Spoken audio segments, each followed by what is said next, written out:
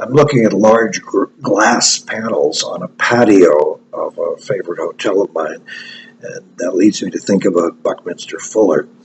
Beautiful morning, the patio facing English Bay at the Sylvia Hotel has no tables and no customers. We're all inside, happily pursuing the breakfast menu: 2 eggs, bacon, sausages, or ham, 3 pancakes, and your choice of juice, all for $12. You can throw in blueberries with just another buck. Not bad, and the view cannot be beat. The glass panels are heavy squares, about 5 feet by 5 feet, anchored in a solid metal trough and joined to one another with simple but stylish chrome or silver-covered hinges.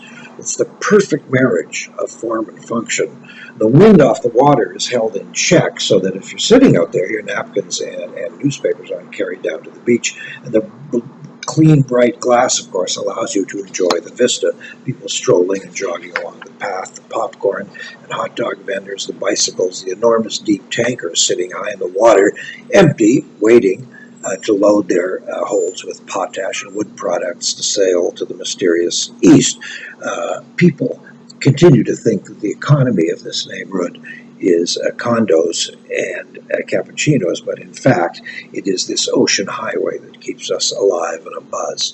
Wikipedia lists our Buckminster Fuller like this: July 12th, 1895 to, no, July 12th, 1895 to July 1st, 1983.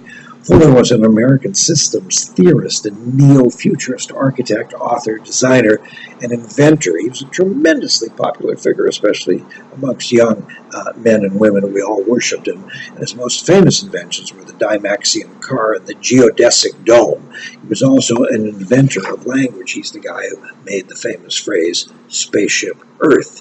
He loved to repeat a favorite social theory of his. He said that if you removed all the politicians in the world, absolutely nothing would change. But if you removed all the designers in the world would collapse. I think he was a twin brother of Will Rogers. The older I get, the more I agree with him. He backed up this idea by telling one of his favorite stories about how some engineers built a radio receiver for 8 cents. It was basically a tin can filled with cow dung and a copper wire, and the plan was to give this marvelous contraption to rural and poor farmers in India so that they would be somewhat exposed to the world.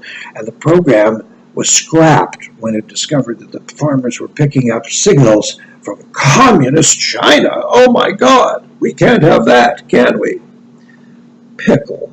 Vote because you have the privilege and the opportunity and the duty, and because, as a citizen, you must. But really, don't expect too much.